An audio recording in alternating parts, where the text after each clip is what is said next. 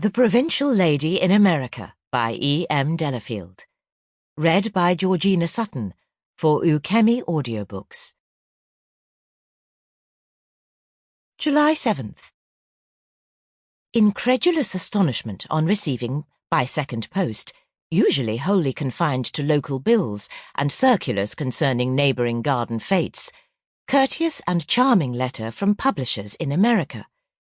They are glad to say that they feel able to meet me on every point concerning my forthcoming visit to the United States, and enclose contract for my approval and signature.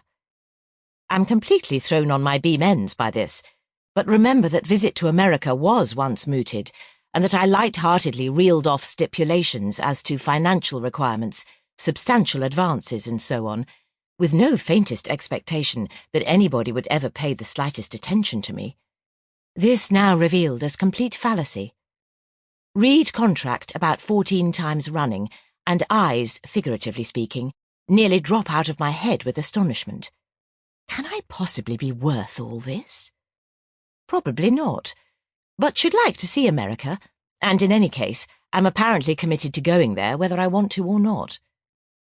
Long and involved train of thought follows, beginning with necessity for breaking this news to Robert at the most auspicious moment possible, and going on to requirements of wardrobe, now at lowest possible ebb, and speculating as to whether, if I leave immediately after children's summer holidays and return just before Christmas ones, it would not be advisable to embark upon Christmas shopping instantly.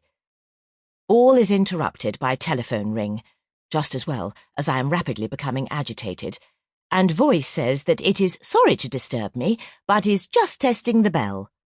I say, oh, all right, and decide to show publisher's letter to Robert after tea.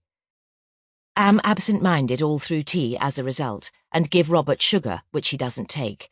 He says, am I asleep or what? And I decide to postpone announcement until evening.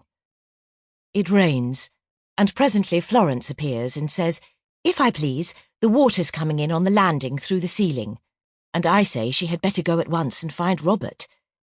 It occurs to me too late that this attitude is far from consistent with feminist views so often proclaimed by myself, and meanwhile put small basin, really Vicky's sponge bowl, on stairs to catch water, which drips in steadily.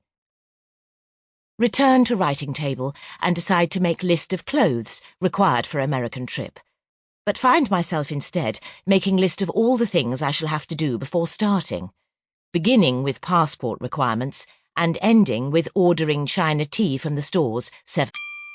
Sample complete. Ready to continue?